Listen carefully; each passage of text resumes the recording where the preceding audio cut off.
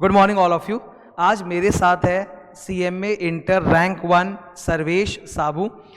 सर्वेश ने मुझसे लॉ और ऑडिट की क्लासेस ली थी और अभी जब रिजल्ट्स आया then he communicated to me कि सर रैंक 1 आया। He is very thankful to me and I am also equally thankful and grateful to him.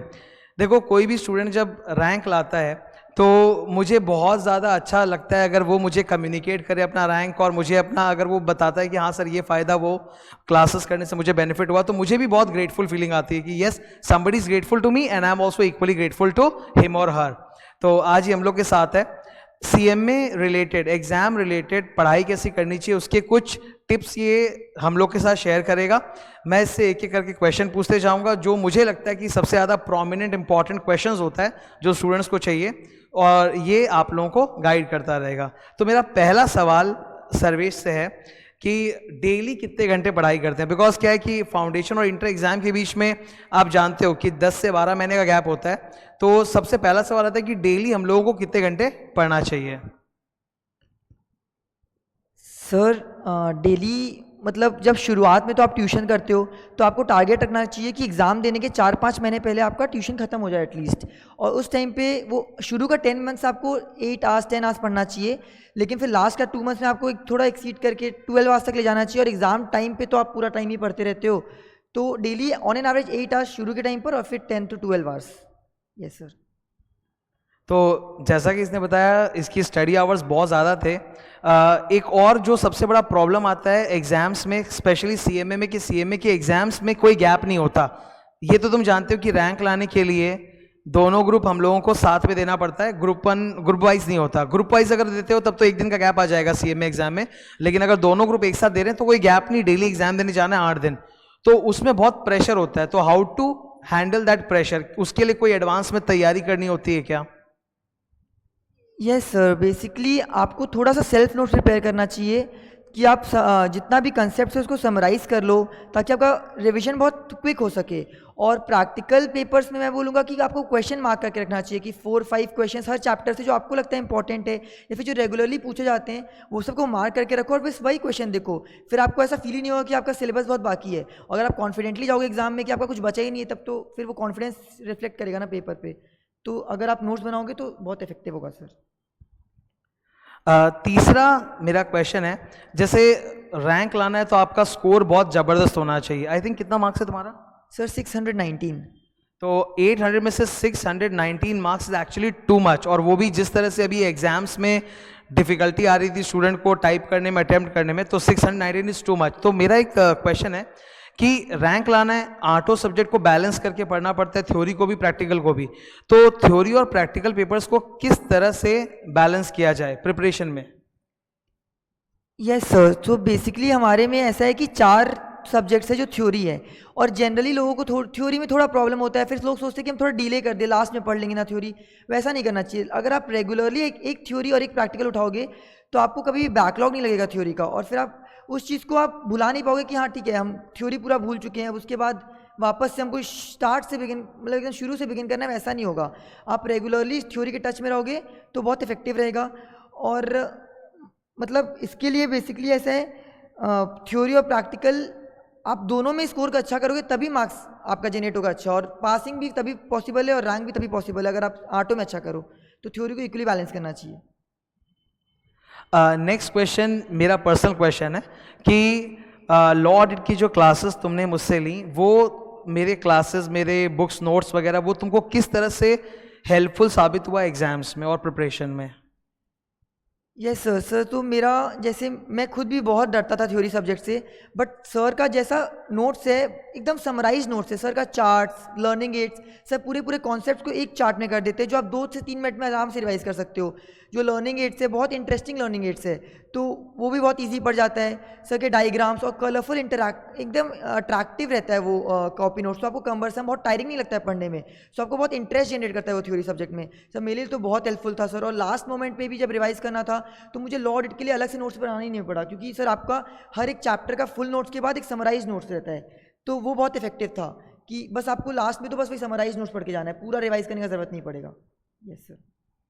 Thank you so much. एक और क्वेश्चन है मेरा कि जैसे ये पूरी जो जर्नी होती है बहुत लंबी होती है, 1 साल तक की मेहनत होती है स्टूडेंट को, और एक अनसर्टेनिटी रहता है कि रिजल्ट कैसा होगा, पास होंगे फेल होंगे। तो how can a student keep himself और कीप हर सेल्फ मोटिवेटेड? क्योंकि मोटिवेशन जो है ना अपने हो जाते हैं फिर तुरंत चला भी जाता है, तो सेल्फ मोटिवेटेड हम लोग कैसे रहें, वो थोड़ा सा अगर बता सको तो। सर मेरे साथ ऐसा था कि मैं मोटिवेशन के लिए यूज़ करता था विजुअलाइज करना सर। अगर आप विजुअलाइज करोगे सक्सेस को, जैसे मेरे साथ था कि मैं अपने पेरेंट्स को वो स्माइल देखना चाहता था कि वो एकदम वैसा स्माइल आपको हमेशा नहीं मिलेगा, वो प्राउड मोमेंट। तो अगर आप उस चीज़ को विजुअलाइज करोगे तो आप वैसे ही एम करोगे, आप उसी टाइप से पढ़ाई करोगे, उसी टाइप से आपका सारा कुछ वैसे ही लाइनअप होगा। तो आपको विजुअलाइज करना चाहिए सबसे पहले तो। एंड ब्रेक्स बहुत इंपॉर्टेंट है सर। जो आप पढ़ाई के बीच में ब्रेक लेते हो बहुत इफेक्टिव ब्रेक होना चाहिए। वो इतना आप उस टाइम पे आपको पढ़ाई नहीं सोचना है, उस टाइम पे आपको मस्ती करना है, और उस टाइम पे ऐसा होना चाहिए कि उसके बाद जब आप पढ़ाई करो तो बहुत इफेक्टिव और प्रोडक्टिव पढ़ाई हो। तो वो बहुत इंपॉर्टेंट है, मोटिवेटिंग फैक्टर वो दोनों, विजुअलाइजेशन एंड ब्रेक्स बहुत इंपॉर्टेंट है सर। एक और क्वेश्चन है। मैं अपने बारे में बता सकता हूँ, I come from a very humble background, ठीक है, और मैंने कई बार क्लासेस में बताया है। एंड मेरे ख्याल से मोस्ट ऑफ द स्टूडेंट्स जो होते हैं वो फाइनेंशियली एक वीक बैकग्राउंड से ही आते हैं, तो उनके पास रिसोर्सेज कम होते हैं, और हर वक्त घर की परेशानियां अलग है, ऊपर से उसमें भी अपने आप को डिस्ट्रैक्शन से बचा के मोटिवेट रखना।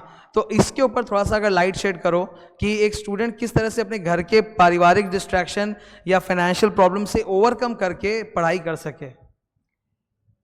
सर लाइफ में बैलेंस बहुत ज़रूरी है। मतलब सर पढ़ाई के लिए आपको सब कुछ नहीं छोड़ना है, लेकिन ऐसा भी नहीं कि वो पढ़ाई पूरा छोड़ देना है।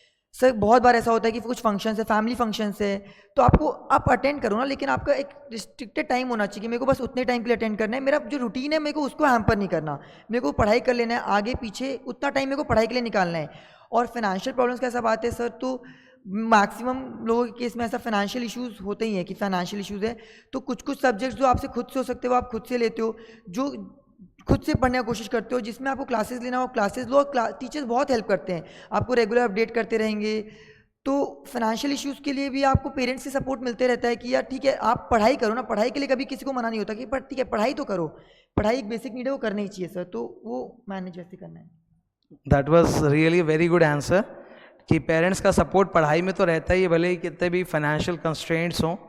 मुझे अपना याद है कि मतलब I was that kind of a student जो मेरे से बिना क्लासेस के होता नहीं था कभी भी पढ़ाई, घर में सेल्फ स्टडी, तो I was totally dependent on classes. तो मैं अपना बता सकता हूँ कि आई वॉज टीचिंग, मैं घर घर जा जा के पढ़ाया करता था, होम ट्यूशन बोलते हैं उसको, और उससे I would gather money to pay for my fees etcetera. But yes financial constraints are there, तो उसको ओवरकम किया जा सकता है। जैसे ने बताया कि अगर आपके घर में कोई पारिवारिक फंक्शन है सोशल, तो आप एक बजट बना लो कि भाई इतना टाइम देंगे और बाकी पढ़ाई करेंगे। लास्ट एक बहुत इम्पॉर्टेंट इशू है कि CMA institute is planning to go global, और इसीलिए वो लोग complete not just for corona but future में भी ऑनलाइन एग्जाम्स के मोड में ही शिफ्ट हो रहे हैं। और इसमें क्या होता है, जब भी इतना बड़ा कोई ट्रांजिशन आता है तो बहुत सारे इनकन्वीनियंसेस और डिफिकल्टीज पैदा होते हैं। लाइक ऑनलाइन एग्जाम में आपका कंप्यूटर जो है वो हैंग हो गया जिसमें आप बैठे हो, या टाइपिंग की स्पीड आपकी बहुत धीरे है, या आपने रफ शीट में जो बनाया वो शायद चेक नहीं हुआ। तो ये प्रॉब्लम्स का ऐसा है कि इसको सॉल्व तो नहीं किया जा सकता, पर इसके प्रति एटीट्यूड क्या रखा जाए अपना, ये मैं जानना चाहूँगा। सर जो भी प्रॉब्लम्स हो रही हैं या फिर जो भी ये सबके लिए है ना सर, मतलब ऐसा नहीं है सिर्फ आपके लिए हो रहा है फिर सिर्फ मेरे लिए हो रहा है, सबके लिए। तो आपको ऐसा नहीं सोचना है कि मेरे साथ ही सिर्फ खराब हो रहा है यार, ये सारे जन के लिए है। तो आपको फोकस करना है प्रोसेस में कि हाँ आपको पढ़ाई करना है। अगर आप ये सब में डाइवर्टेड रहेंगे कि यार इंस्टीट्यूट ऐसे कर रहा है, वो तो इंस्टीट्यूट का काम है, वो सारी चीज़ तो इंस्टीट्यूट को करना है, इंस्टीट्यूट को अपना कोर्स को बेस्ट बनाना है। तो वो सारी चीज़ के लिए इंस्टीट्यूट जो भी चीज़ कर रहा है वो उनका कॉल है, आपको पढ़ाई करते रहना है। और एग्ज़ाम्स के टाइम पर जैसे मेरे साथ भी एक बार हुआ था कि एक सब्जेक्ट में पर्टिकुलरली 5 मिनट्स के लिए हैंग कर गया था मेरा सिस्टम, बट वो तुरंत आप हेल्प मांगो ना, वहाँ पे जो इन्विजिलेटर रहते हैं वो तुरंत हेल्प कर देंगे, 5 मिनट्स बाद वो ठीक हो गया। तो उस टाइम पर अगर आप पैनिक कर जाओगे तो पूरा एग्जाम खत्म हो जाएगा। तो आपको ये सोचना है नहीं यार ठीक है कोई बात नहीं, 5 मिनट्स स्पेयर कर सकते हैं, कोई इशू नहीं है, उससे पैनिक नहीं करना, उसमें प्रेशर ले लेंगे कि यार शिट ये मेरे साथ ही सिर्फ हो गया। तो ऐसा सोचना कि और भी लोगों के साथ ऐसा हो रहा है और आपको सिर्फ प्रोसेस में फोकस करना है, आपको पढ़ाई फोकस करना है, तो ईजिली सब कुछ हो जाएगा सर। मतलब ये सच में बहुत अच्छा मुझे लगा रिप्लाई कि अपना एटीट्यूड सही रखना है और डरना नहीं है, पैनिक नहीं करना है, वहाँ पे सपोर्ट मिल जाएगा, बाद बाकी इंस्टीट्यूट अपना काम करिए और हम अपने पढ़ाई पे फोकस करें। लास्ट कोई भी, मुझे जो लगता है जितने भी इंपॉर्टेंट क्वेश्चंस एक स्टूडेंट को होते हैं मैंने पूछे, तुम्हारी कोई लास्ट थॉट्स है जो तुम शेयर करना चाहोगे तो प्लीज़। सर मैं सिद्धार्थ अग्रवाल क्लासेस टीम को बहुत थैंकफुल हूँ सर, क्योंकि उन्होंने जिस टाइप से मुझे अपडेटेड रखा, जितने भी स्टाफ मेंबर्स हैं, सर खुद रेगुलर वीडियोस, और ऐसा फील ही नहीं हुआ कि वो मैंने 1 साल पहले क्लासेस ली थी और मैं अभी लास्ट 9 महीने बाद सर से क्लासेस पूछ रहा हूँ। रेगुलर सर आपका रिप्लाईज करते हैं डाउट का, जितने ज़्यादा पॉसिबल हो सके उतना रिप्लाई। मैंने तो बहुत डाउट पूछे, बहुत, सर ने तुरंत रिप्लाई करते हैं। और क्लासेस के लिए भी आपको कुछ फ़ोन में बात करना, आप इजीली बात कर सकते हो। सर के वेबसाइट में रेगुलर अपडेट आता है, जो भी रेलेवेंट अमेंडमेंट्स है तुरंत आ जाते हैं, तो आपको कभी भी लेफ्ट अपार्ट फील ही नहीं होता। आपको ऐसा लगता है कि ठीक है आप कनेक्टेड हो, ऑल्दो लाइव क्लासेस नहीं है, स्टिल आप कनेक्टेड फील करते हो। तो thank you sir, it's our success sir, thank you so much sir. Thank you. So it was a nice interaction, thank you. I am again very grateful to you कि तुम rank 1 लाए और मुझे communicate किया। I am equally grateful and thankful to every student जो अपना result मेरे साथ कम्युनिकेट करता है, मुझे बहुत अच्छा लगता है। And I am really proud of you, you have made everyone proud, अपने परिवार को, अपने सारे टीचरों को, everyone is proud of you. Thank you so much.